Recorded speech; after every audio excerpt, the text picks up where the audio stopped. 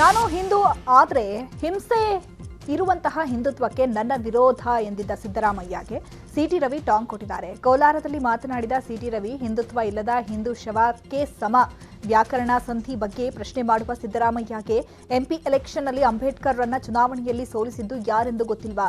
ಬೇರೆಯವರನ್ನ ಪೆದ್ದ ದಡ್ಡ ಅಂತಾರೆ, ಈ ಬುದ್ಧಿವಂತರಿಗೆ ಅದು ಗೊತ್ತಿಲ್ವಾ ಅಂತ ಸಿಟಿ ರವಿ ಪ್ರಶ್ನಿಸಿದ್ದಾರೆ. ಹಿಂದುತ್ವ ಅಂದ್ರೆ ಜೀವ, ಅದು ಕಳ್ಕೊಂಡ್ರೆ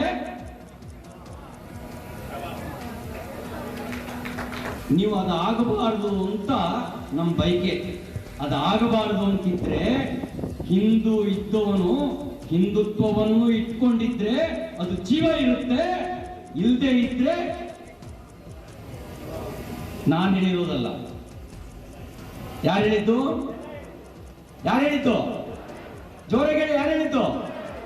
ನೀವು ಹೇಳಿದ್ದು, ನಾನು ಹೇಳಿದ್ದಲ್ಲ. ಅವ್ರು ವಿಧಾನಸಭೆಯಲ್ಲೆಲ್ಲ ಕೇಳ್ತಿರ್ತಾರೆ, ಸಂಧಿ ಅಂದ್ರೆ ಏನು ಗೊತ್ತಾ, ವ್ಯಾಕರಣ ಏನು ಗೊತ್ತಾ ಅಂತ ಕೇಳ್ತಿರ್ತಾರೆ.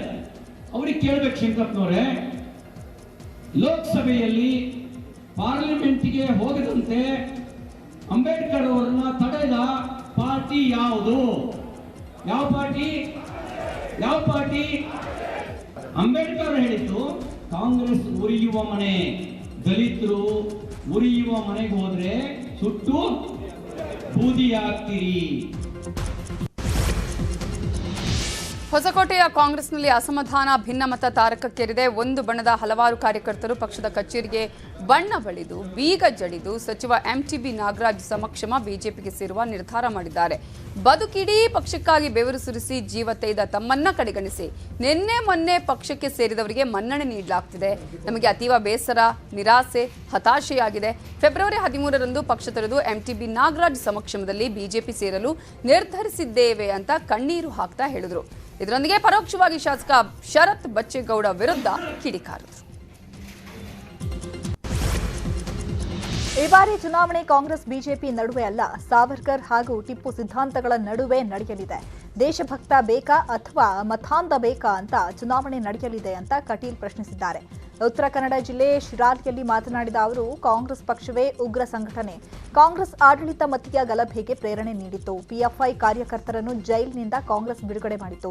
ಅವರ ಆಡಳಿತದಲ್ಲಿ 25 ಮಂದಿ ಹಿಂದೂಗಳ ಹತ್ಯೆಯಾಗಿತ್ತು. ಇದೀಗ ಕುಮಾರಸ್ವಾಮಿ ಬ್ರಾಹ್ಮಣ ಸಮಾಜವನ್ನ ಒಡೆಯುವ ಕೆಲಸವನ್ನ ಮಾಡ್ತಿದ್ದಾರೆ ಅಂತ ಕಿಡಿಕಾರಿದ್ದಾರೆ.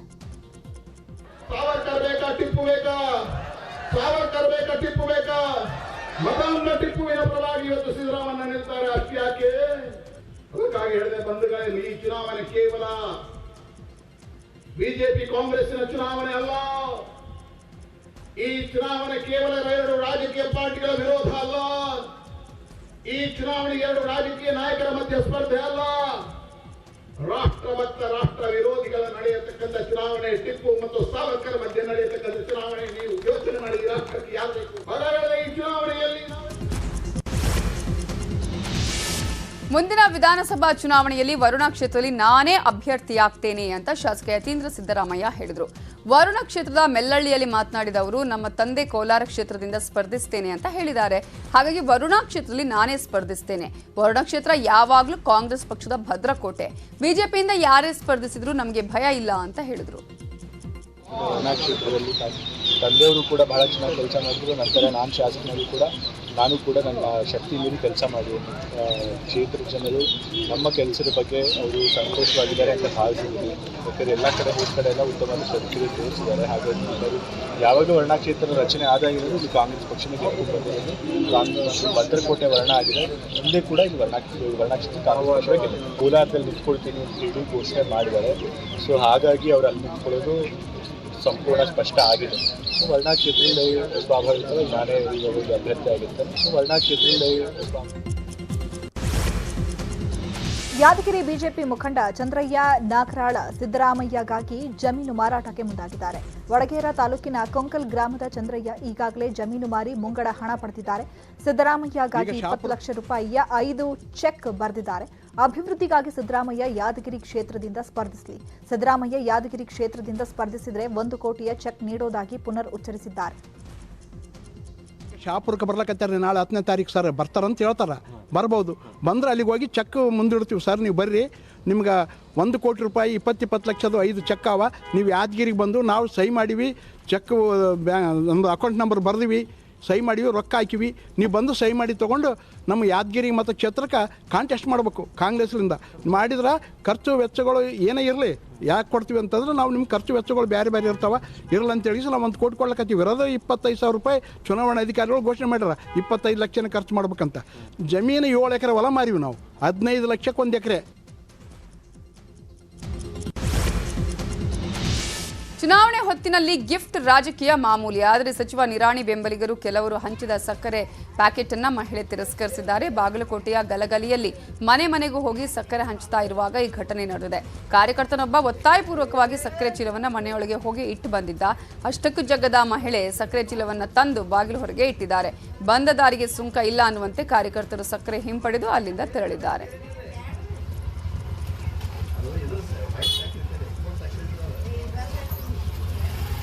ಇನ್ನು ನೆಲಮಂಗಲದಲ್ಲಿ ಕಾಂಗ್ರೆಸ್ ಟಿಕೆಟ್ ಆಕಾಂಕ್ಷಿ ಶ್ರೀನಿವಾಸ್ ಕುಕ್ಕರ್ ಹಂಚಿದ್ದಾರೆ. ಕುಕ್ಕರ್, ತವಾ ಸೇರಿದಂತೆ 5 ಸಾಮಗ್ರಿಗಳಿರುವ ಬಾಕ್ಸ್ ಅನ್ನು ಬೊಮ್ಮನಹಳ್ಳಿಯಲ್ಲಿ ವಿತರಣೆ ಮಾಡಲಾಗಿದೆ. ಶಿವರಾತ್ರಿ ಶುಭಾಶಯ ಕೋರುವ ನೆಪದಲ್ಲಿ ಗಿಫ್ಟ್ ಕೊಡಲಾಗಿದ್ದು ಬಾಕ್ಸ್ ಮೇಲೆ ಶ್ರೀನಿವಾಸ್ ಫೋಟೋ ಹಾಕಲಾಗಿದೆ.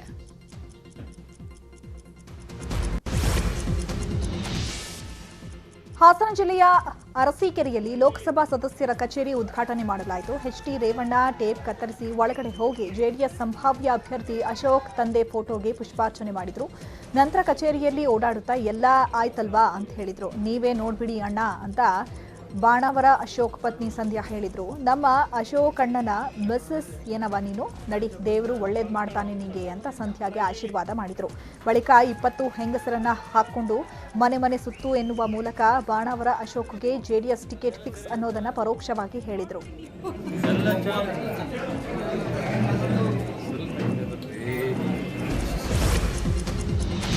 ಊರ ಜಾತ್ರೆಯಲ್ಲಿ ಕುಮಾರ್ ಬಂಗಾರಪ್ಪ, ಮಧು ಬಂಗಾರಪ್ಪ ಸಹೋದರರು ಭರ್ಜರಿ ಡ್ಯಾನ್ಸ್ ಮಾಡಿದ್ದಾರೆ. ಸೊರಬ ತಾಲೂಕಿನ ಕುಬಟೂರಿನಲ್ಲಿ ಕುಮಾರ್ ಬಂಗಾರಪ್ಪ, ಮಧು ಬಂಗಾರಪ್ಪ ಹಾಡಿ ನೃತ್ಯ ಮಾಡಿರುವ ವಿಡಿಯೋ ವೈರಲ್ ಆಗಿದೆ. ಇಬ್ಬರು ಸಹೋದರರು ಪ್ರತ್ಯೇಕವಾಗಿ ಅಲ್ಲಿಗೆ ತೆರಳಿ ಪೂಜೆ ಸಲ್ಲಿಸಿದ್ದಾರೆ. ನಂತರ ರಥೋತ್ಸವದ ವೇಳೆ ಕುಮಾರ್ ಬಂಗಾರಪ್ಪ ಅಶ್ವಮೇಧ ಹಾಡು ಹೇಳಿ ಸಂಭ್ರಮಿಸಿದರೆ, ಮತ್ತೊಂದು ಕಡೆ ಮಧು ಬಂಗಾರಪ್ಪ ಮಕ್ಕಳೊಂದಿಗೆ ನೃತ್ಯ ಮಾಡಿದ್ರು.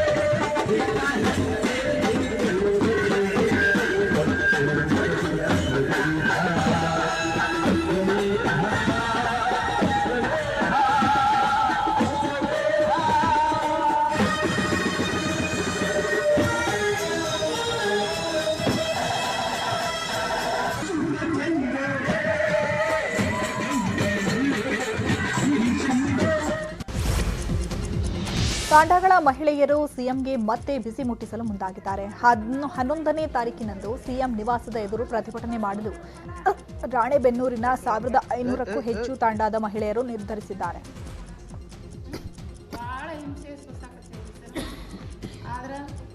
ನಮಗೆ ಇದಕ್ಕೆ ಒಂದು ಹಂತಕ್ಕೆ ಪರಿಹಾರ ಸಿಗಲೇಬೇಕಂತೇಳಿ ನಾವು ನಿರ್ಧಾರ ಮಾಡ್ಕೊಂಡಾವಿ. ಸರ್ಕಾರ ನಮಗೆ ಪರಿಹಾರ ಕೊಡಬೇಕು. ಯುಕೆಜಿ ಓದ್ತಾ ಇದ್ದ ಮಗುವನ್ನ ಫೇಲ್ ಮಾಡಿದ ಶಿಕ್ಷಣ ಸಂಸ್ಥೆಯ ವಿರುದ್ಧ ಮಾಜಿ ಶಿಕ್ಷಣ ಸಚಿವ ಸುರೇಶ್ ಕುಮಾರ್ ಆಕ್ರೋಶ ಹೊರಹಾಕಿದ್ದಾರೆ.